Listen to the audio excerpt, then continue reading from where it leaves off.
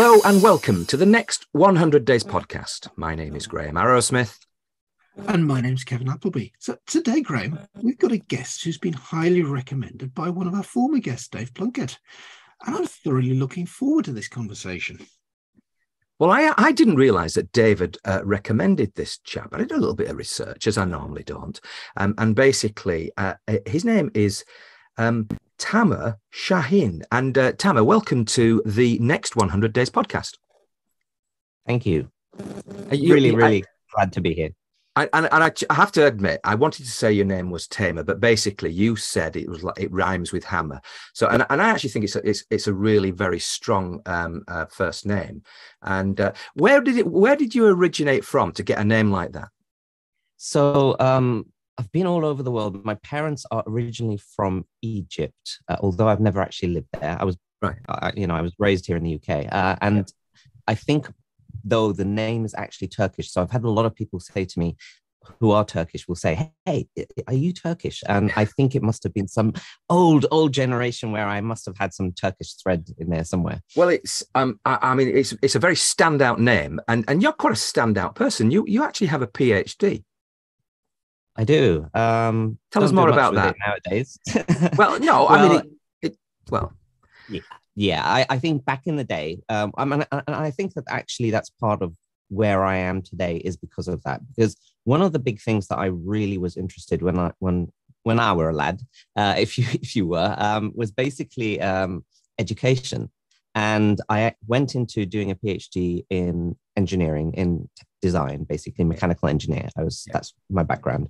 And I went in as a lecturer at university at King's College in London, thinking that education was my career and was the way to go. And I was just sorely disappointed with the whole way the education system is sort of structured and built. It's just lost the plot, if you will, because it was built back. Education system was built back in the Industrial Revolution, if you will. It was there to dish out factory workers. We've moved on. The education system hasn't. And I felt left sort of like university at the academic world, dismayed, trying to fix education, moving into government. But we can talk about that in a sec. But that was the PhD. It was in engineering, mechanical engineering design. Doesn't it give you a certain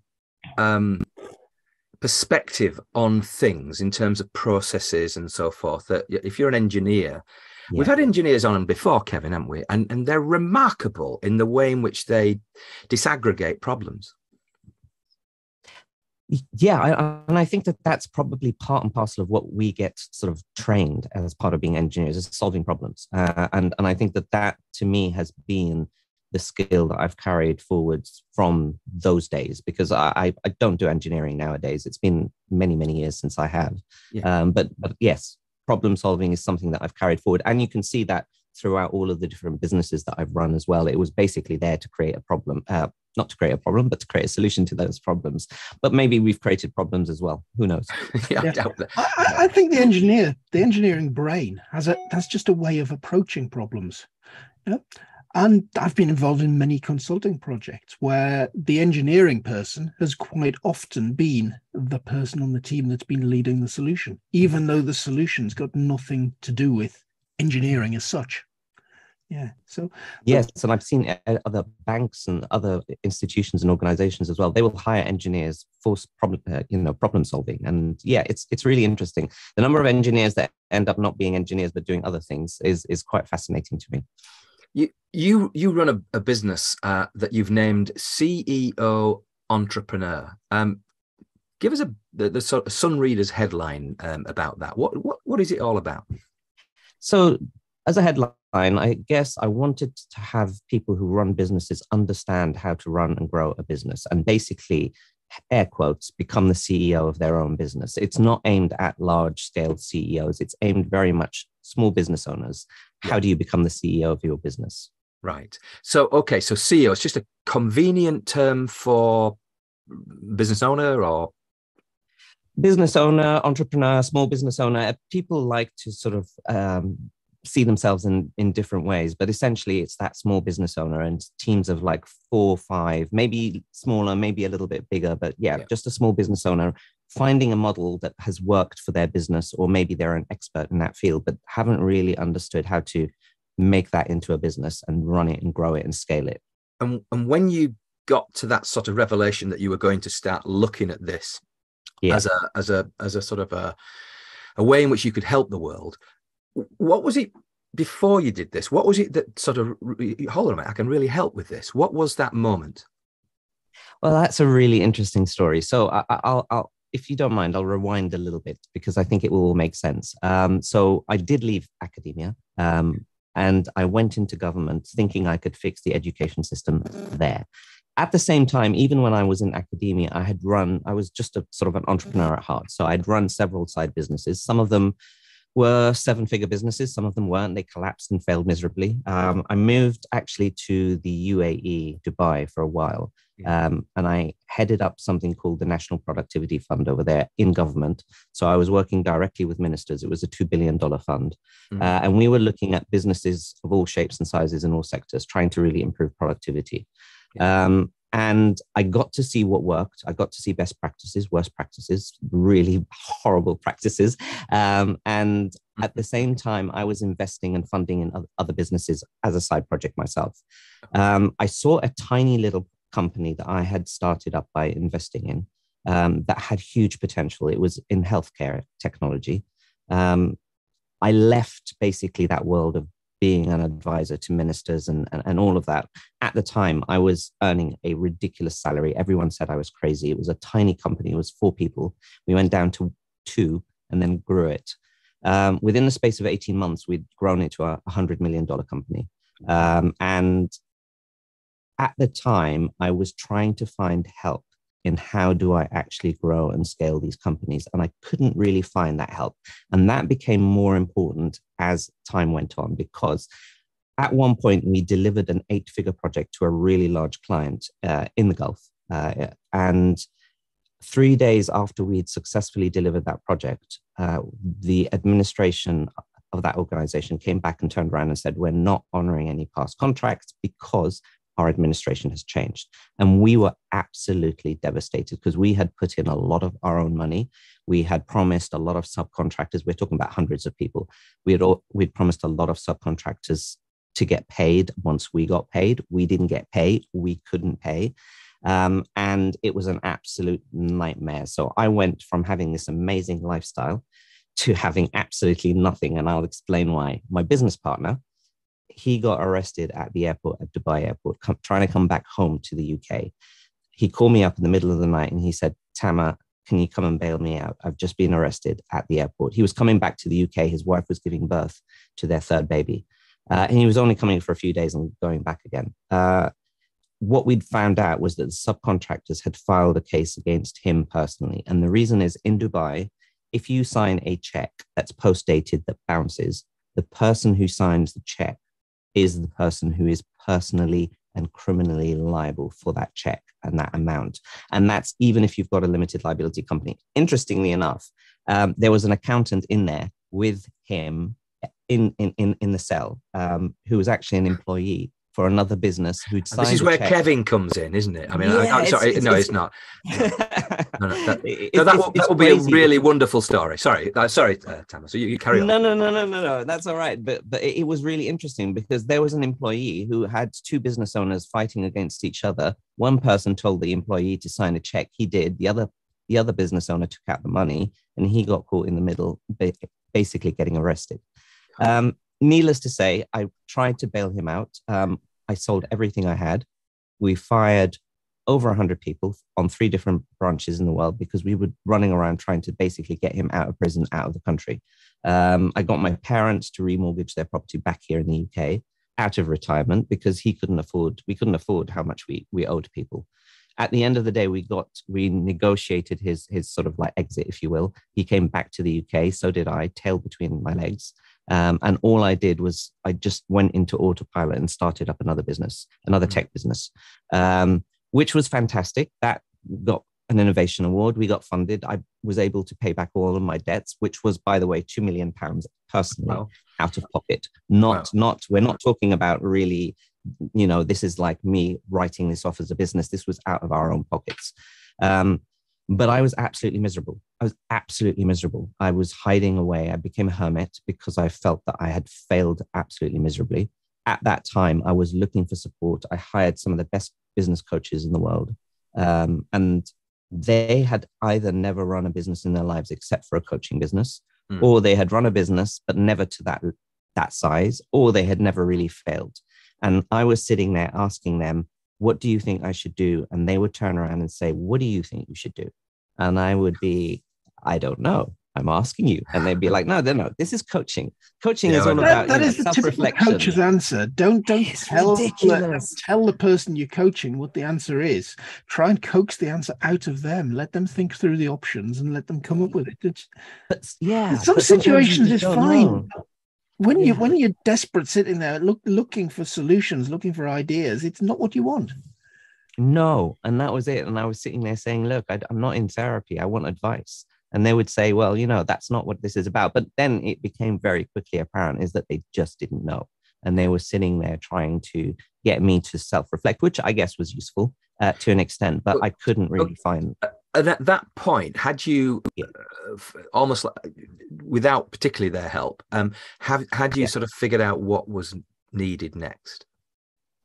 No. So it was only until I sat down with somebody else a few years later where I was absolutely miserable. And he was basically sitting there and he said, what's your problem? I think he probably used better words, but that's what I heard. And I was like, what do you mean? And he said, what's your problem? Why are you like this? You weren't like this a few years back. And I said, well, I feel guilty. I hurt all of these people. I had to fire people that had moved countries.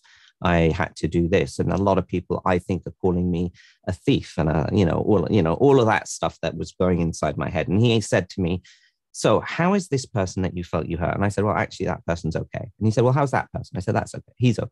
And he said, how's her? And I said, she's okay. Then he said, how's your business partner that ended up getting arrested? I said, well, he's not great. He's got a job now, but actually he's really happy. And he said, all right, so what's your problem?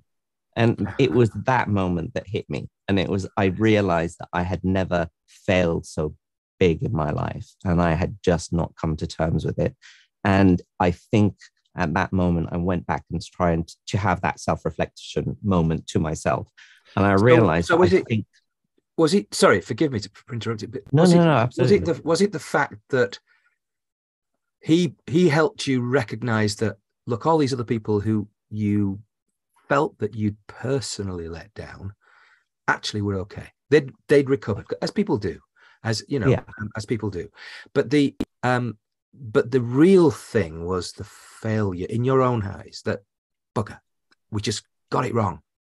And that was the bit that was hardest for you? I think so. I think it was that whole thing that I had never really felt that big in my life. But I did feel responsible for people. But then he actually said something really, really cool to me. And I think it was that was the turning moment. He said, responsible means response able. It means that you are able to respond to others. It does not mean that you carry their burden. They are responsible for their own burden.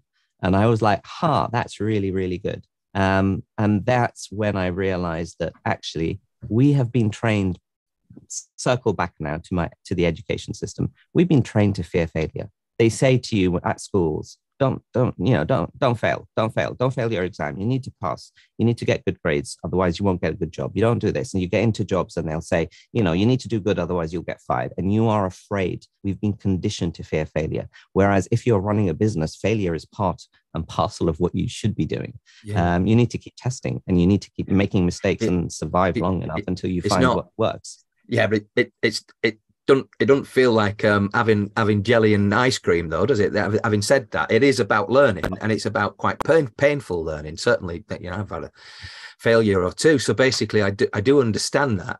But having said that, this is the moment that you kind of got it. This response able, and I love that. I think it's a learning point for us all. Anybody listening to this has got to rewind this bit. I know you don't rewind these things anymore, do you? But at the end of the day, and listen to that again, because I think that's so important. And the coach or your friend at that point helped you enormously, didn't he? Yeah, he did. I'm saying it was a he. It was a he. Yeah. It was a he. Yeah. So, and I think that that was my turning point. That's when I went back. I actually flew to a separate country by myself. I sat in a hotel and I just spent 3 days just reflecting and actually rewriting my narrative, because he also, I mean, he said a few things, but it was kind of me at that point where I said, let me go back and replay that entire thing that played out. I have been seeing it from a completely different perspective. And I think that it's like one of those things where, you know, sometimes something really bad happens to you, and then a few years later you look back and laugh. Whilst this isn't that scenario where you're looking back and laughing, but it's because your perspective has changed. The actual incident itself hadn't or hasn't, and it never does. It's fixed. And that's when I thought, okay, actually, I don't want to be running a tech company anymore. I want to be helping other business owners to know how to understand how to run a business, how to actually not fear failure, how to not take risks, but also how to become the CEO of their business. And that's when I kind of sold out of the other company and I started CEO Entrepreneur. So that's why I'm here. I know it's a long story to get to your answer, but no. I honestly, Tamer, that was podcast gold.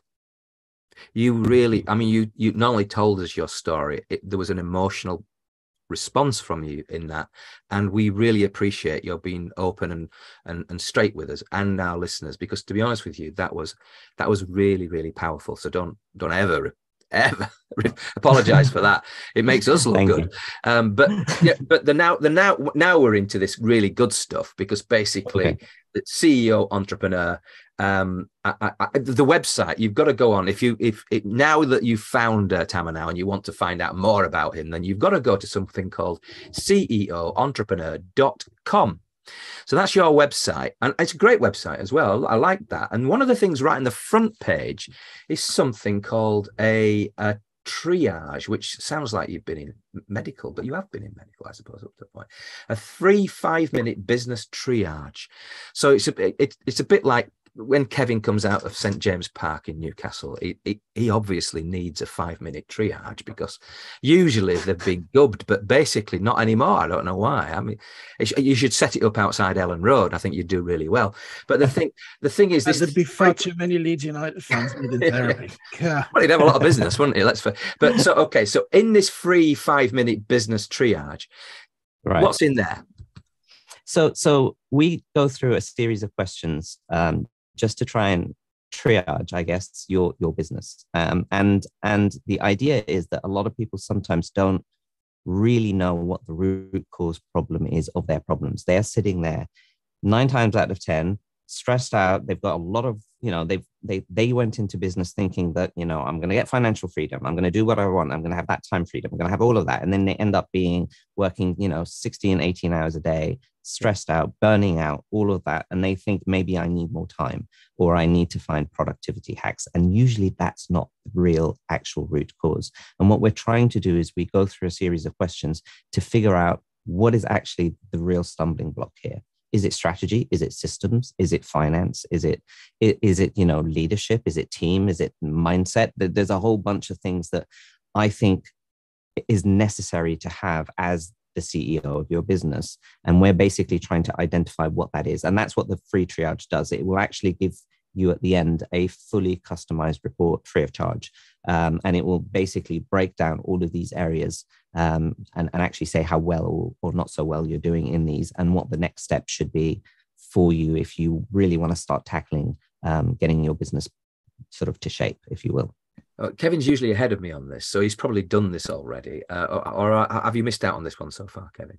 Missed out on this one so far, but I'm going to be giving it a try. This links back to something we were talking about a few episodes back with Steve Uckertel.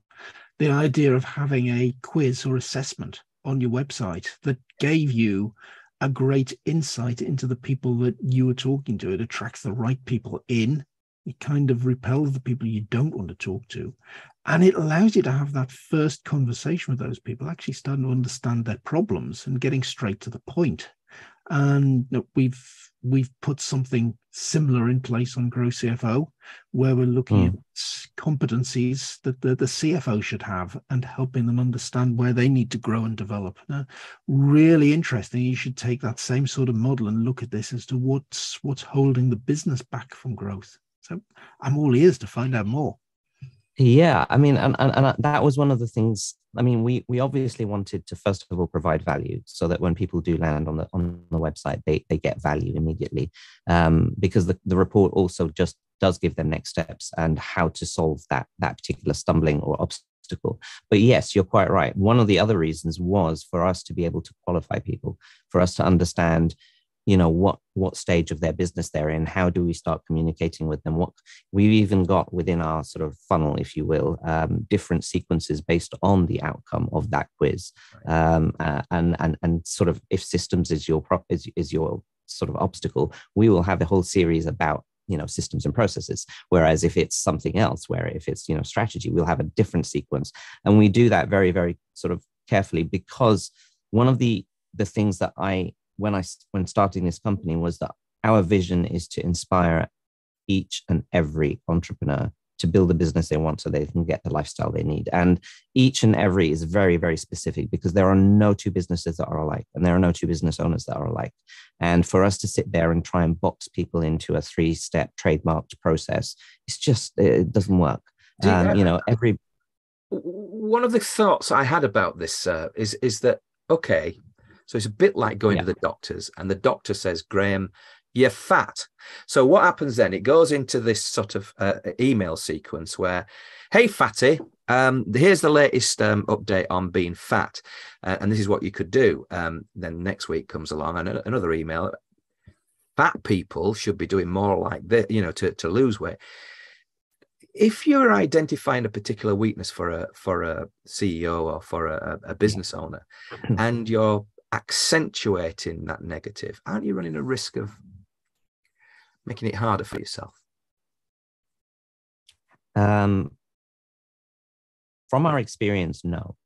So from our experience, we've actually, so also there's a YouTube channel, and that was very, very specific. We did that very intentionally, strategically from the get-go. Right. I wanted to have a YouTube channel because I wanted to be able to get, first of all, the exposure, the awareness.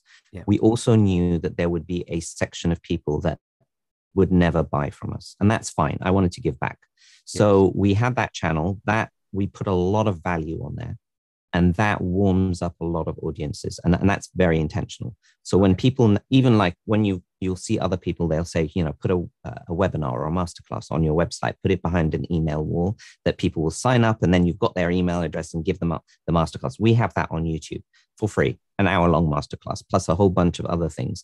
And we've done that very specifically where we're saying, look, we're going to give you a lot of value up front. And that gets people to, first of all, know who we are. Yep. Figure out whether or not it's for them, whether or not we're a good fit. And then when they come off, we've said to people from the masterclass, for example, if you want a copy of the slides and the frameworks, come to our website. You can sign up there, and then you'll be able to get your slides. And you can take that, and you just never have to deal with us again.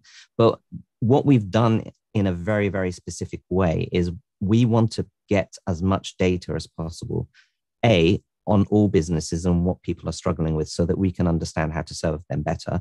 But B, when we begin to understand each individual and what they are struggling with, it helps us understand how to serve them better as well, very specifically. And even when people come on to something like the Firestarter program, which is a 12-month program that we have for business owners, even though it's a group program, it's still very much an individualized journey. And we take it very specifically. So we say, right, here's your 12-month roadmap, and this is what we think will work for you and your business. Because when you think about business owners as well, what they want out of their business can be very, very different. Some people want to have an automated business and they can go traveling the world. Some people want to pass it down to family. Some people want to get investment and funding. Some people want to, and each of these has its own different strategy that you need to put in place. And we find that being able to be very specific to the needs of each business owner, whilst making it scalable, is still very, very impactful both sides. So it's a win-win. You've put a huge amount of effort and thought into your business. That's obvious. And this this course, this 12-month course. Let's just try and unpack that a little bit more, because that sounds like the big, okay, I like Tamer, I like what's going on there, and there's every reason to do, because, you know, just go to the website, I promise you. But basically, if somebody gets through that 5-minute triage and they're in motion, they like what's that's coming back to them, and they then take action to join this group of people who are going through this yearly thing. How much are they going to be spending? Because these are small business people. Having said that, some of them will be more than able to pay higher prices, but give us an idea of the kind of price that they might pay to you. So I think that to preface what the price is going to be, and I've got no issues with that. We wanted to position this as something that wasn't cheap, but it also was very reasonable to people. Yeah. We look at this as a form of return on investment. So if you're putting in X, by the end of the 12 months, are you getting back 5 to 10X of that? And does that make sense? Yeah. So, and that's why we qualify people, and that's why we get people on a strategy call as well, so that we can understand whether or not we can help them. On average, it turns out to be around about £830 a month for the 12 months. Okay. And that's how we do it. But then the thing is that we wanted to have a program that was not just a course. So this is, and we didn't want to have, you know, one of those things where you say, right, actually, now we've got you. If you want something else, here's an upsell, and here's something else, and you need to buy this in extra. We wanted to have a fully comprehensive program. So inside that program, there are masterminds, there's coaching calls, there is consulting. I have a team of consultants in the back end who actually look at all of the different submissions by the worksheets that people fill out. We get on calls with them, with each of the business owners at different times, and they will come up halfway through the 12-month program with another 12-month roadmap, so that even after the 12 months are over, you've still got 6 months of a roadmap for yourself to keep going on. So it's a really comprehensive program, and that's what we really wanted to do, is be very sort of results focused and outcome focused, rather than it being like, oh, you know, here's a program that's generic. It's a 3-step process, takes you 12 weeks. Good luck. We may never see you again. We want to build long-term relationships with people.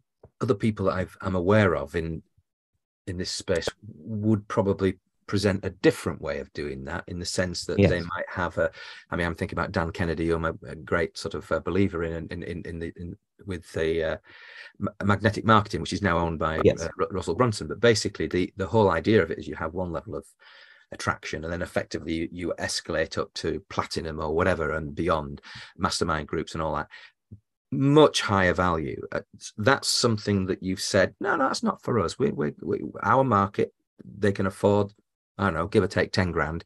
And if we can throw them back 50 grand back or something on the back of that over that sort of period, brilliant. Massive impact on their business. Yes, and that's what we do when we get onto the call with them before we get them to sign on. We'll say, can we help you? The idea is to get you from maybe 100,000 in revenue to maybe over the next couple of years to $1 million plus. But we want to be able to put down the foundations of how to do that. And I did take things very, very differently. And sometimes this is an incredibly saturated market. When I came in and I said, all right, this is what I'm going to do. I did my sort of research and I said, okay, I know how to grow businesses. I've done that in the past. However, I don't know this industry very well. Let me have a look at this industry. And there was a lot of, Dan Kennedy was one of the people that I actually read a lot about and read a lot of his books. And whilst a lot of it is fantastic and it is still very useful, and we do use some of it if you're looking at it that way. I also found a lot of snake oil, a lot of marketing gurus saying that, you need to start selling Facebook ads and you need to do this.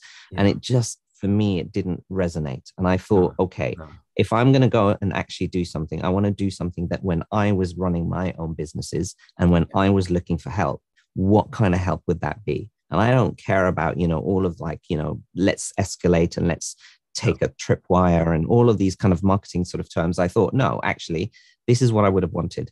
But also, if we are looking at this from a business sense strategically as well, I flipped those things around, because whilst it's all good and well to say, let's start down at the bottom and sort of go work your way up. So, here's a $9 thing, then there's a 47, then there's a 90 and whatever. the truth of the matter is that when you're starting your business, you don't have a wide sort of lead sort of area. You don't have a lot of people. And I knew that if I'm going to go on to YouTube, we might have 100 people that are watching us first, then it's 1,000, then it's 2,000. And if you're going to convert some of these people, then if you're going to get them to do $9, you're not going to grow the business very quickly. No. It doesn't make sense. So you're sitting there saying, if I have 100 people and I charge them $1, then that's $100. But if I have 100 people and charge them $10,000 or pounds, then that's 100 times 10,000, and that makes a lot more difference. And that way, I can then start growing my team and being able to serve everyone better. And that's So the process that you had to support that, the strategy was to provide this bedrock of great value that was being given away technically, effective. Yes. So, all right, granted, there may be a number of people, most of those people might never do business with you, but a number they'll start seeing you, they'll start seeing the work that you're doing, thinking this is a guy that can help me. Oh, good, look, we've got this thing over here that enables me to do that. And that seems to be very, very sensible. So at some stage, are your resources going to get pretty thin? Because if growth means taking on more people at that level, aren't you going to get strung out a bit?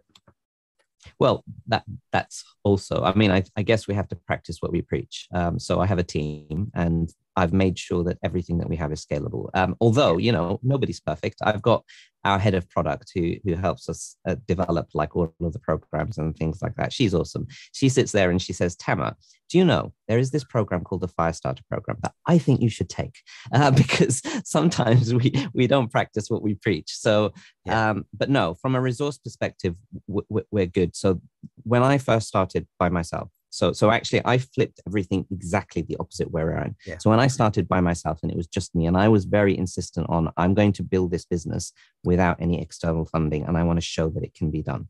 And I basically said, right, okay, first of all, let me start working one-on-one with people, because if I can work one-on-one, I can know that the information I have can be validated and is actually going to work, and I do get some results. But B, that's the only resource at the moment that I can afford and have for myself.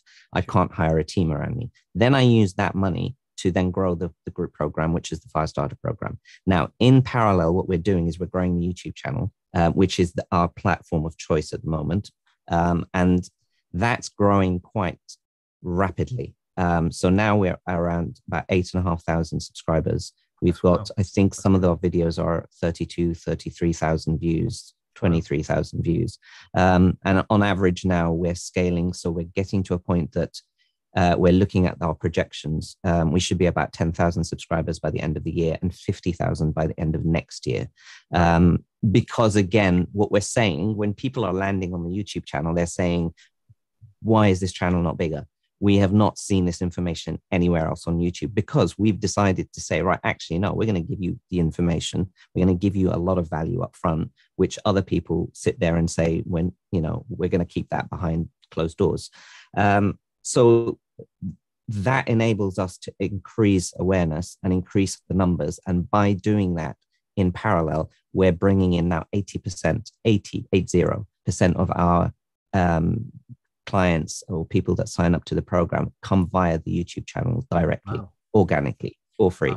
And we have got people from all over the world at the moment. We've got people from the US, we've got people from Canada, from Australia, from Kuwait, from Israel, we've got a wine barrel company in Jamaica, if you believe that. So, people are, it's amazing. So, and that helps us then grow our team. So at the moment, we're 10 people inside the business. And as the program scales, we're scaling our team and the resources inside. And we're doing it in a very sort of methodical manner. Really interesting stuff. I mean, Kevin, this is what you should be doing at Grow CFO. Well, it's a very similar model. And Tamer, I get entirely what you're saying here. We're Grow CFO. We're a membership business for CFOs. We've got a free membership and a premium membership, and then we've got sort of mentoring products and high-end courses on top of that. and very much there's the 80-20 in place. We know that 80% of our audience will never ever be more than 3 members. So we're giving loads away, and we've got a podcast goes out every week, Grow CFO Show. We've got stuff going onto a YouTube channel. We've got blog posts coming out every week. We've got high value reports going out. So it is very much the same model.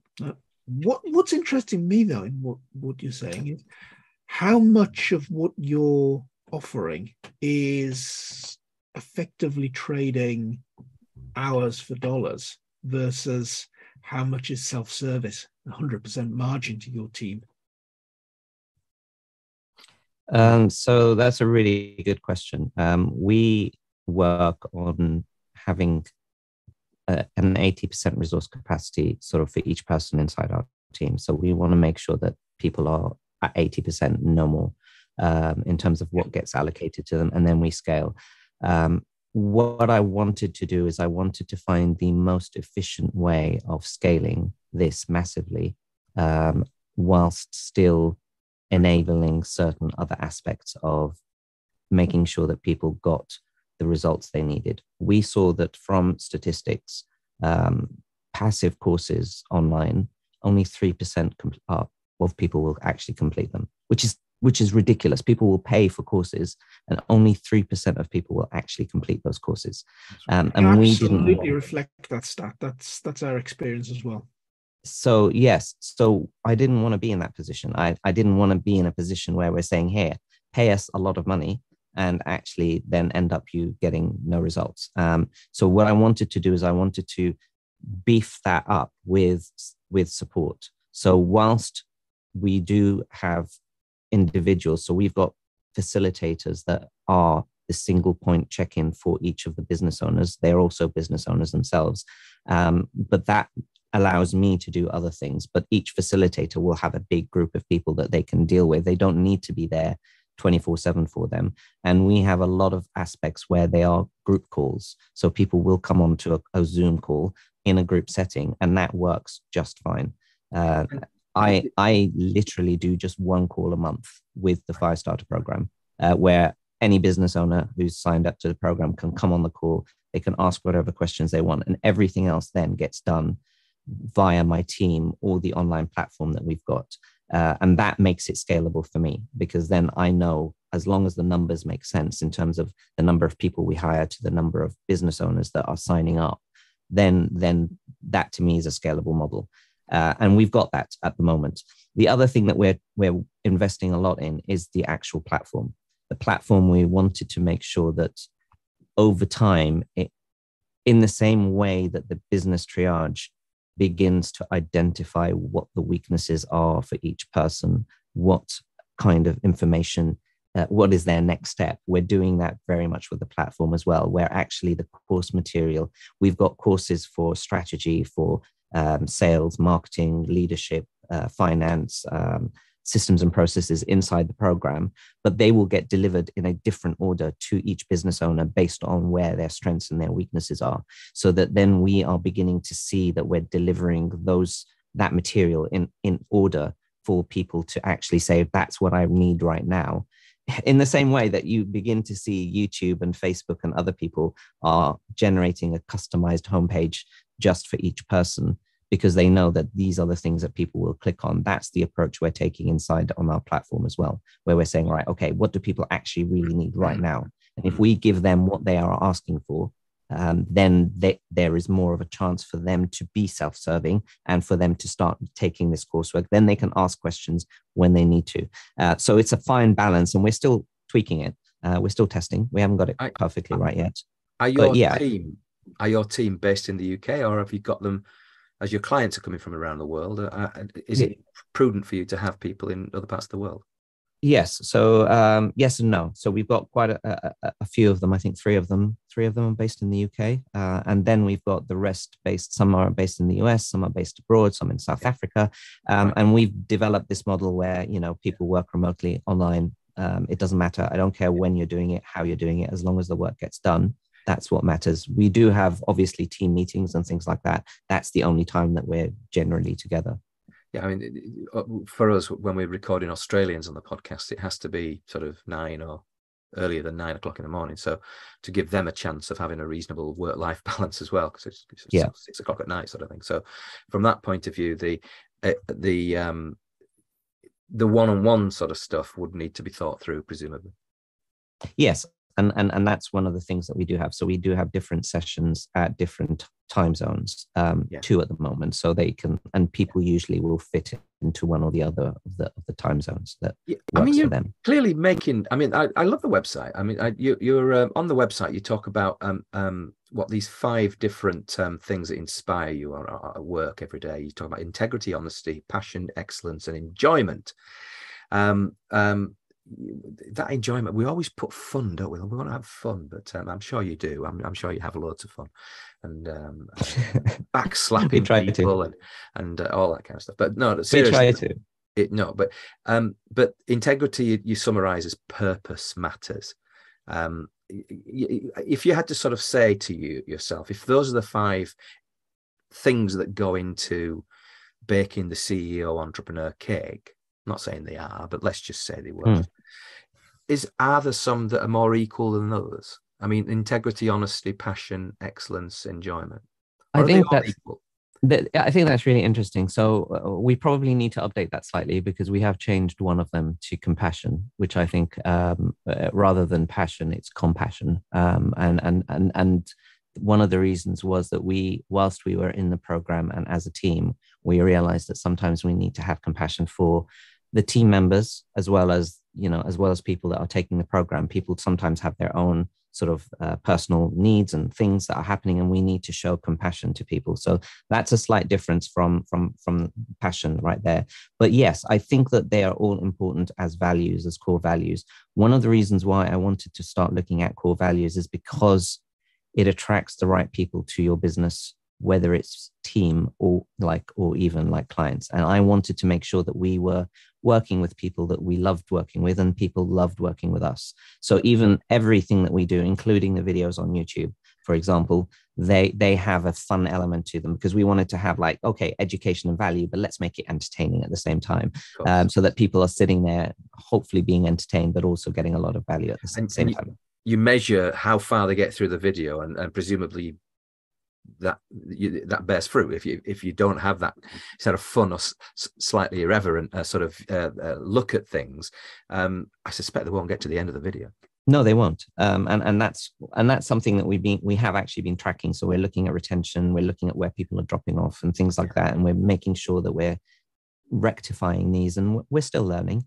We're not, so nobody's ever perfect. So I'm not sitting here saying I've got the answers to everything, but that's what business is about, is you're always testing, and you're always making sure that if there are new ways to improve and optimize, that gets sort of developed into your system. You're still a young man, and you've had so much happen.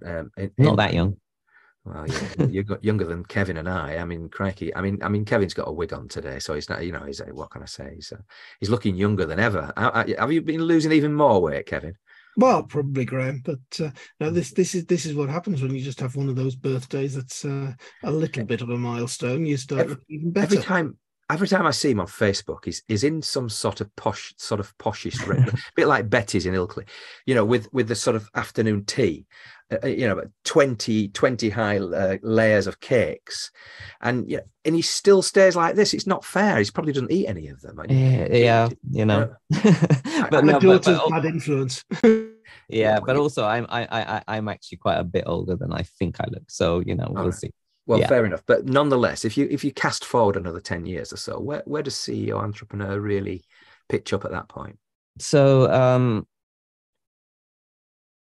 I know it sounds mad and crazy, but I want us to be the place for small business owners and entrepreneurs that are looking for help and advice on how to run a business and how to scale a business. So that's my sort of big, hairy, audacious goal, if you will.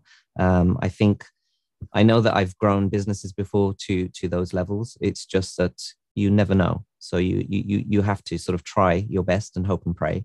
And at the end of the day, it's not down to me. It's going to be down to whether or not people can relate to us and want to be part of our journey. Kevin, will he make it? Of course he'll make it. Of course he'll make it. I think so as well. I think you've every chance of I think everything that you've talked about today, Tamer, has been absolutely believable. And I think anybody listening to this, they've got to go to that website. Make sure you go to ceoentrepreneur.com. Take the test. And if you like what you're going to get back, then plump for the fire starter, because it's, for most of the businesses that you're interested in working with, then it's not something that's beyond you. And if you can really turn around or enhance your business, then that might be the best investment you've ever made. So look, you've been a fantastic guest today on the Next 100 Days podcast. Thank you.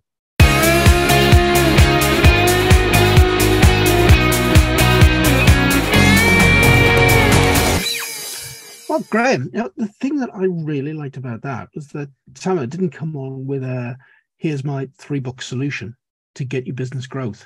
That the recognition that every business is in a different position is just so refreshing. What do you want out of this as the business owner, as the entrepreneur? What's your ambition? Is this lifestyle? Is this growth? Is this whatever? And then recognizing as well that every business starts from a different place. Yeah, well, I mean, the people that will become his clients will have already started mainly their businesses, and they've got themselves into a place that they need some help. And I think the way goes about helping them, that it's not like, oh, by the way, you pay this amount, but actually you've got to pay 5 times that amount to get the real help. There's something in that. And I've got to say, within the magnetic marketing community, I've stayed as a gold member since, I don't know, for 5-6 years, whatever it is. And effectively, I've almost like agreed to my lot. But having said that, I see what other people are getting, and it is quite frustrating. But if you join up with Tamer's organization, then basically you're going to get the whole lot. So that is something, and frankly, not for a stupidly high price, So I think from that point of view, most serious business owners who really want help, I think this is a good place to go. Absolutely is. Absolutely. And I love the idea that because you've gone through the quizzes, the start point, then you can target the right material to the right people. And we're trying to do something very, very similar with our competency framework in Grow CFO. You take the competency framework, we'll send you a 30-page report, and then we'll show you the things that you need to focus on. It's such a powerful method of helping. There's not much.